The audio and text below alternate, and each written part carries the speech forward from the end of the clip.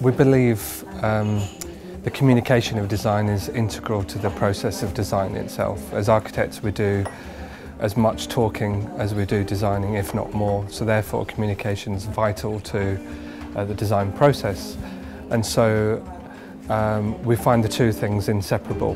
We get a range of projects in each week, and a couple of us kind of sit down together and decide who's kind of the best person to work on that project. Have they had experience of either visiting that site or working with that architect before, or is it a particular type of image that's suitable to their skills? We communicate many of the kind of early concept designs and competition entries for most of the architectural projects in the team. We work across all studios.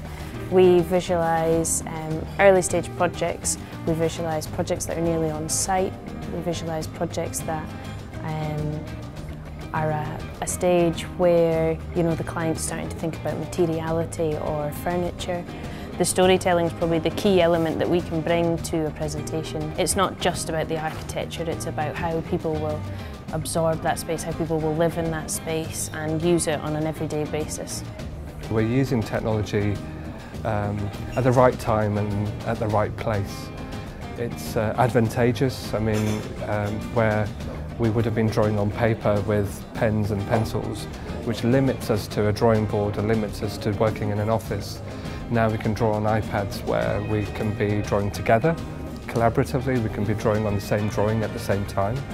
We can be sitting here in kind of a communal hub space, or we can be sitting at our desks. We can sit outside and draw, we can draw on our commute, we can draw at home. The office no longer exists in that sense. The magic moment on a project is when you can hand over the pen or a pencil to a client and they start drawing with you and you start drawing together.